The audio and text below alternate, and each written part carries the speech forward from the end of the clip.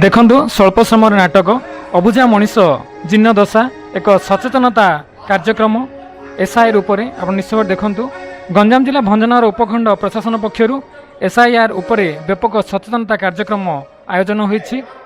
ଏନେଇ ଏକ ଆଜି ସଚେତନତା ରାଲି ଉପଜିଲ୍ଲାପାଳଙ୍କ ଅଫିସରୁ ବାହାରି ଟାଉନ୍ ହଲ୍ଠାରେ ପହଞ୍ଚିଲା ଏବଂ ସର୍ବସାଧାରଣଙ୍କୁ ଏସ୍ଆଇଆର୍ ଉପରେ ସଚେତନତା କରାଇବା ନିମନ୍ତେ ଏଠାରେ ଏକ ନାଟକ ଅବୁଝା ମଣିଷ ଜୀର୍ଣ୍ଣ ଦଶା ପରିବେଷଣ ହୋଇଛି। ନିଶ୍ଚିତ ଭାବରେ ଦର୍ଶକ ବନ୍ଧୁ ଆପଣ ଦେଖନ୍ତୁ ଏବଂ ଆମର ଏହି ଭିଡ଼ିଓର କମେଣ୍ଟ ବକ୍ସରେ ମତାମତ ନିଶ୍ଚୟ ଦିଅନ୍ତୁ। ଆପଣଙ୍କୁ ଏଥିରେ କେଉଁ ଚରିତ୍ର ବା ଅଭିନୟ କରୁଥିବା କେଉଁ ବ୍ୟକ୍ତିଙ୍କ ଚରିତ୍ର ଆପଣଙ୍କୁ ବେଶୀ ଭଲ ଲାଗୁଛି ନିଶ୍ଚିତ ଭାବରେ ମତାମତ ଦେବେ ଆମେ ଆଶା କରୁଛୁ। ଏହି ସଚେତନତା କାର୍ଯ୍ୟକ୍ରମକୁ ଆପଣ ନିଶ୍ଚୟ ଦେଖନ୍ତୁ ଏବଂ ସଚେତନତା ହୁଅନ୍ତୁ ଏବଂ ଲୋକଙ୍କୁ ଏ ବିଷୟରେ ସଚେତନତା କରାଇ ସରକାରଙ୍କୁ ବା ପ୍ରଶାସନକୁ ଏଥିରେ ସାହାଯ୍ୟ ସହଯୋଗ କରନ୍ତୁ କରିବେ ବୋଲି ନିଶ୍ଚିତ ଆମର ଆଶା।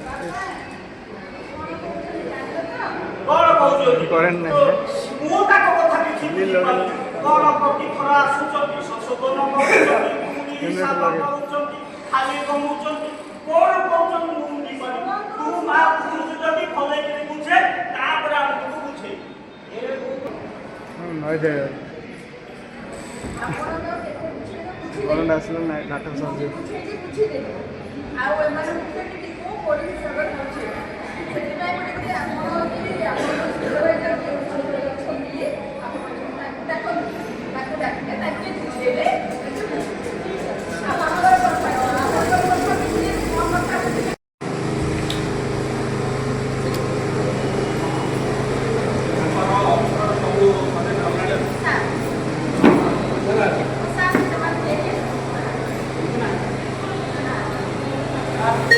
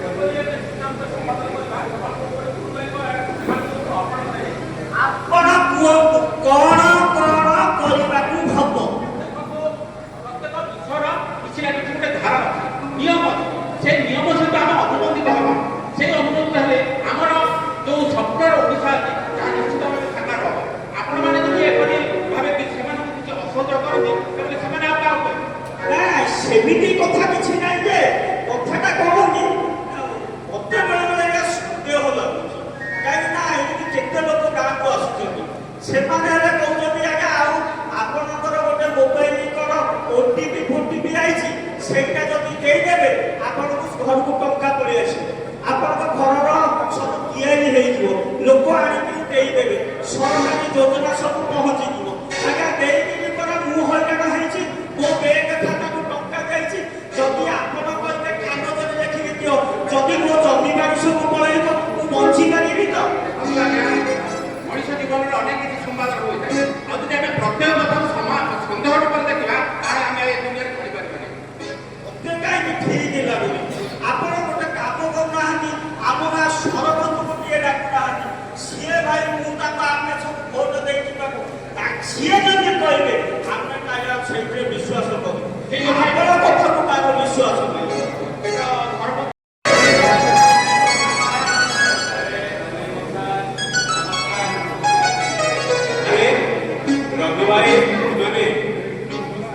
ନମସ୍କାର। ଆରେ ସରପଞ୍ଚ ବାବୁ, ଗଲା ଥରର ଚାଉଳ ପକେଟା ମିଳିନି, ଆଉ ବାର୍ଦ୍ଧକ୍ୟ ଭତ୍ତାଟା କାହିଁକି ଦେଇନାହାନ୍ତି? ନାଇଁ କଳି ଝଗଡ଼ା କାରଣ ଦେଖନ୍ତୁ ଏମାନେ ଆସିଛନ୍ତି ଖାଲି କହୁଛନ୍ତି ଗୋଟେ କାଗଜ ଦିଅ ଦସ୍ତଖତ କର।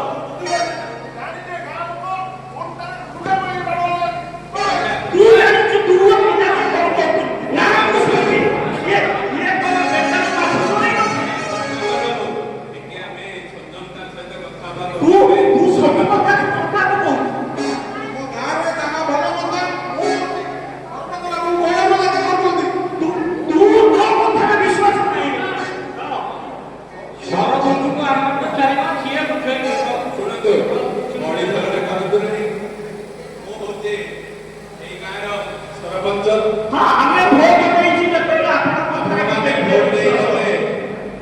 ସରପଞ୍ଚ ପଦବୀରେ ଅଧିଷ୍ଠିତ କରିଛନ୍ତି। ତେଣୁ ମୁଁ କେବେ ଆପଣମାନଙ୍କୁ ମିଛ କଥା କହି ଫଟେଇ ପାରିବି ନାହିଁ। କାହିଁକି କଳିଝଗଡ଼ା ଲାଗିଛନ୍ତି? ବୋଧ ଏଇ ଯୋଉ ବିଏଲ ଏବଂ ସୁପରଭାଇଜରକୁ ଦେଖୁଛି, ସେମାନେ ଆସି ପହଞ୍ଚନ୍ତି ଆପଣଙ୍କ ଘରେ ଏବଂ ଆପଣ ତଥ୍ୟ ଦେବା ପାଇଁ ମନା କରୁଛନ୍ତି। ଏ କଥା ଠିକ? ସରପଞ୍ଚ ବାବୁ ଟିକେ ଶୁଣନ୍ତୁ, ମତେ ସବୁ କଥାରେ ଟିକେ ସନ୍ଦେହ, କାରଣ ଦି ଚାରି ଥର ଧୋକା ଖାଇଲା ପରେ ଟିଭି ମିଡିଆରେ ସବୁଦିନ ପ୍ରଚାର ହଉଛି ଆପଣ କାହାକୁ କିଛି ତଥ୍ୟ ଦିଅ। ମୋ କଥା ଟିକେ ଶୁଣନ୍ତୁ। ଆପଣ ଭୋଟ ଦେଇ ମୋତେ ନିର୍ବାଚିତ କରିଛନ୍ତି ନା କରିଛୁ କଥାରେ ଆପଣଙ୍କର ବିଶ୍ୱାସ ଅଛି ତ? ଅଛି। ତେଣୁ ମୁଁ ଯାହା କହିବି ଟିକେ ଶୁଣିପାରିବେ। ଟିକେ ଶୁଣନ୍ତୁ। ଆଜ୍ଞା ଶୁଣନ୍ତୁ, ଟିଭିରେ କହୁଛି ନା ନାହିଁ ଆପଣ କାହାକୁ କିଛି ତଥ୍ୟ ଦିଅନ୍ତୁ ନାହିଁ କି ଓଟିପି ଦିଅନ୍ତୁ ନାହିଁ। ଆମେ ଟିଭି କଥା ଶୁଣିବୁ ନା ଭୋଟର ତାଲିକାର ସର୍ଭନ ସ୍ୱତନ୍ତ୍ର ସର୍ବାଣ ସଂଶୋଧନ ଚାଲିଛି କାର୍ଯ୍ୟକ୍ରମ। ଆପଣମାନେ ବୋଧ ଏହା ସମ୍ପର୍କରେ କିଛି ଜାଣିନାହାନ୍ତି, ଆଉ ଯାହା ଜାଣିଛନ୍ତି କମ୍ ଜାଣିଛନ୍ତି।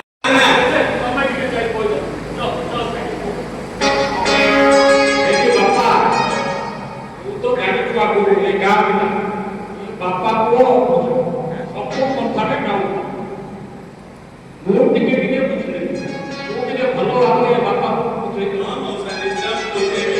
ଆପଣ କିଛି ବ୍ୟସ୍ତ ହୁଅନ୍ତୁ ନାହିଁ।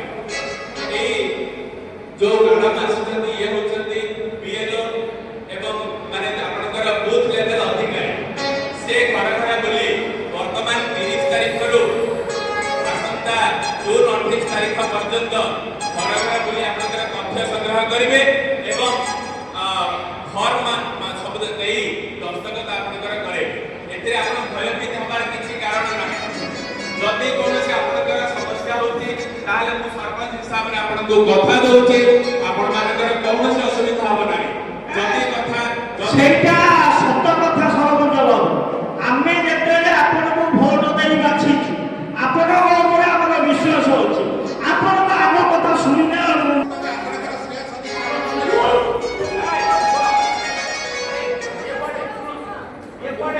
अरे भाई तुम्हें कुड़ी पड़े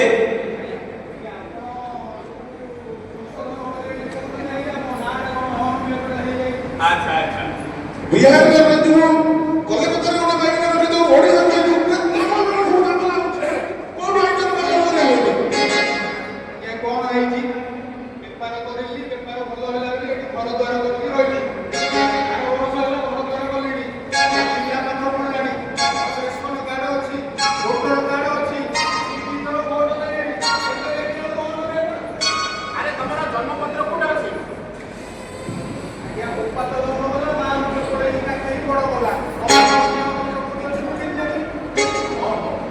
আচ্ছা ঠিক আছে ভাই কিছু এটি খারাপ ভাবিবার নাকি বর্তমান এটা ভারতর নির্বাচন কমিশনଙ୍କ ନିର୍ଦ୍ଦେଶରେ ବର୍ତ୍ତମାନ ଆମ ସ୍ୱତନ୍ତ୍ର ସଭାର ସଂଶୋଧନ ହେଉଛି ଏଥିରେ ଆଇନଗତ ହିସାବରେ ଆପଣଙ୍କର ପଦକ୍ଷେପ ନିଆଯିବ ଯଦି ପ୍ରକୃତରେ ଆପଣ ଭାରତୀୟ ନାଗରିକ ହେଇଥିବେ ତାହେଲେ ଏଇ ଭୋଟର ଲିଷ୍ଟରେ ଆପଣଙ୍କର ନାଁ ନିଶ୍ଚିତ ଭାବରେ ରହିବ ଆଉ ଯଦି ଆପଣ ଅଯୋଗ୍ୟ ଭୋଟର ହେଇଥିବେ ତାହେଲେ ଏଥିରୁ ନିଶ୍ଚିତ ଭାବରେ ଆପଣ ବାଦ ପଡ଼ିବେ ଏଥିରେ ମନ ଦୁଃଖ କରିବାର କିଛି ଆବଶ୍ୟକତା ନାହିଁ ଆପଣ ବର୍ତ୍ତମାନ ଯାହା ତଥ୍ୟ ପଚାରିବେ ବିଏଲ ମହାଶୟ ଯାଇକି ଆପଣଙ୍କ ସାମ୍ନାରେ ଯାହା ସେ ତଥ୍ୟ ପଚାରିବେ ଆପଣ ସେଇ ତଥ୍ୟ ଦେବାକୁ ହବ ଆଉ ସଠିକ ଭାବରେ ଯଦି ତଥ୍ୟ ଦେବେ ଯଦି ଆପଣ ପ୍ରମାଣିତ କରିପାରିବେ ଯେ ଆପଣ ଜଣେ ଭାରତୀୟ ନାଗରିକ ତାହେଲେ ନିଶ୍ଚିତ ଭାବରେ ଆପଣଙ୍କର ନାମ ଏଥିରେ ରହିବ ନତୁବା ଆମେ କିଛି କରିପାରିବୁ ନାହିଁ ଏଥିପାଇଁ এই কথাକୁ ଯେମିତି ଭୁଲି ନ ଯାଆନ୍ତି ଆଉ ଗୋଟିଏ କଥା କହି ରଖେ ବାବୁ ରଘୁ ଭାଇ ଟିକେ ଆପଣ ଆସନରେ ଟିକେ ଠିଆ ହୁଅନ୍ତୁ ମୁଁ ଯାହା କହୁଛି ଆଉ ସରୁ ତାପରେ ଆପଣ କହିବେ ତ ଏସ୍ଆଇଆର୍ ଯୋଉ ସଭାର ସଂଶୋଧନ ହେଇଛି ଇଏ କୋ 20 ବର୍ଷ କାଳର କଥା 20 ବର୍ଷ ତଳେ ପୂର୍ବରୁ 2002 ମସିହା ବୋଧ ହୁଏ ମୋର ମନେ ହଉଛି 2002 ମସିହାରେ ଏହି ସଭାର ସଂଶୋଧନ ହେଇଥିଲା ଆଉ ଏ ଭିତରେ ହେଇନାହିଁ ତେଣୁ ଏ ଭିତରେ ବହୁତ ଲୋକ ଆମର ଗ୍ରାମର ପଞ୍ଚାୟତର ବହୁତ ଲୋକ ମୃତ୍ୟୁବରଣ କଲେଣି ଆଉ କିଏ ଗାଁ ଛାଡ଼ି ଚାଲିଗଲେଣି ଆଉ କେତେକ ଲୋକ ମଧ୍ୟ ଦୂର ଜାଗାକୁ ଯାଇ ଆଉ ଫେରୁନାହାନ୍ତି ବିଦେଶ ଯାଇ ଆଉ ଫେରୁନାହାନ୍ତି ତେଣୁ ଏଇ ସବୁ ଆଉ କାହାର ବାପା ବୟସ ସହିତ ପୁଅର ବୟସ ସମାନ ହେଇଯାଉଛି ତ କାହାର ସାମାନ୍ୟ ନ୍ୟୁନ ରହୁଛି ଏଭଳି ଅନେକ ଅସାମଞ୍ଜସ୍ୟତା ଆମର ଭୋଟର ତାଲିକାରେ ରହୁଛି ତେଣୁ ଆପଣମାନେ ଯଦି ସମସ୍ତେ ସହଯୋଗ କରିବେ ତାହେଲେ ଭୋଟର ତାଲିକାଟି ସଂଶୋଧନ ହେଇପାରିବ ଏବଂ ଆମର ସ୍ୱଚ୍ଛ ନିର୍ବାଚନ ପାଇଁ ଆମ ଦେଶରେ ଏକ ପଥ ପ୍ରସ୍ତୁତି ହେବ ସୁଗମ ପଥ ପ୍ରସ୍ତୁତି ହେବ ତେଣୁ ଆପଣମାନେ ଆରେ ସରପଞ୍ଚ ପୁଅ ତୁ ଯାହା ସବୁ କହିଲୁ ଏ ବାପା ପୁଅ ଟଙ୍କାକୁ ଟଙ୍କାଟା ବୁଝିନା ଆଠଣା ବୁଝିଛୁ ସେଥିପାଇଁ ତାର ଯୋଉ ଡାଉଟ୍ ଅଛି ବାରମ୍ବାର ଦେଖଉଛି ଓଟିପି ଦିଅନ୍ତୁନି ଏବେ ଟଙ୍କା ନେଇଯାଉଛି ସେମିତି ହେଉଛି ଏମିତି ହେଉଛି ସେମିତି ଏବେ ଏସ୍ଆଇଆର୍ କାମ ପାଇଁ ବାରମ୍ବାର ମୋବାଇଲରେ ଟିଭିରେ ଦେଖାଯାଉଛି ତ ଆପଣ କାହିଁକି ଭଲଟାକୁ ଗ୍ରହଣ କର ଖରାପଟାକୁ ଛାଡ଼ ମତ ପାଇଁ ବେଳେବେଳେ ସନ୍ଦେହ ଶୁଣନ୍ତୁ ସନ୍ଦେହ ବାହାର ଲୋକକୁ ସନ୍ଦେହ ନିଜ ଘରର ବୋହୂ ପୁଅ ଲୋକ କହିଲେ ସନ୍ଦେହ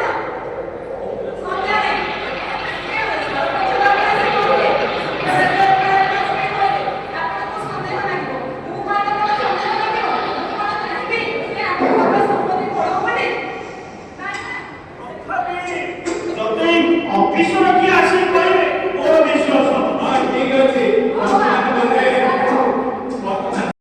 ମୁଁ ସ୍ୱାଗତ କରୁଛି ଆପଣମାନେ ସମସ୍ତେ କରତାଳି ଦେଇ ସ୍ୱାଗତ କରନ୍ତୁ ଆଜ୍ଞା ନମସ୍କାର ମୁଁ ଆଜ୍ଞା ଏଇ ଗାଁର ସରପଞ୍ଚ ଆଜ୍ଞା ଆଉ ଏଇ ଯୋଉ ସଭାର ସଂଶୋଧନ 2026 ଚାଲିଛି ଭୋଟର ତାଲିକାର ତ ଆମ ଗ୍ରାମରେ କିଛି ଲୋକଙ୍କର ସନ୍ଦେହ ବୁଝୁଛି ମୋର ସାଧ୍ୟ ମତେ ସନ୍ଦେହ ଅଛି କଣ ହେଇଛି ଗଲା ଦିନ ଗୋଟେ ଲୋକ ଆସିଲା ଗୋଟେ କାଗଜ ଦେଇଦେଲା କହିଲା ଟିକେ ଏଇଟାରେ ଦସ୍ତଖତ କରିଦିଅ ତମ ଘରକୁ ଟଙ୍କା ଆସିବ ତମକୁ ତମର ଭୋଟ କାର୍ଡ ହେଇଯିବ ହେଲେ ମୋ ଘରେ ଟଙ୍କା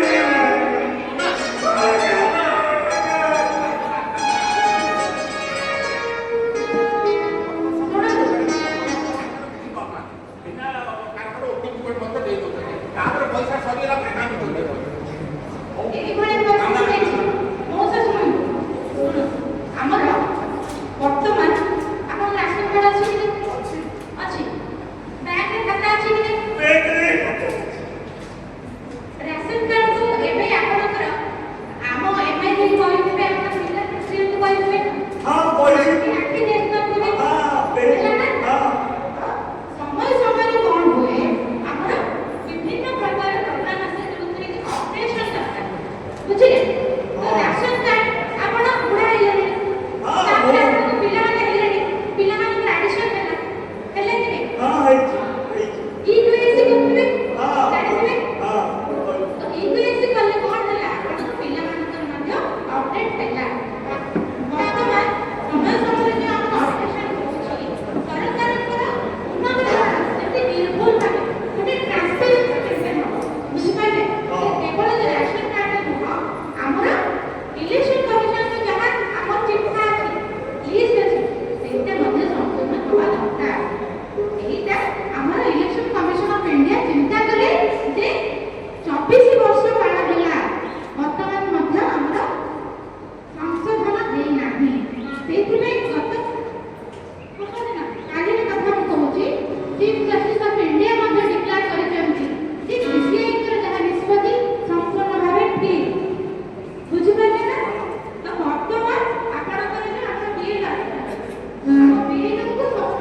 ଲକ୍ଷ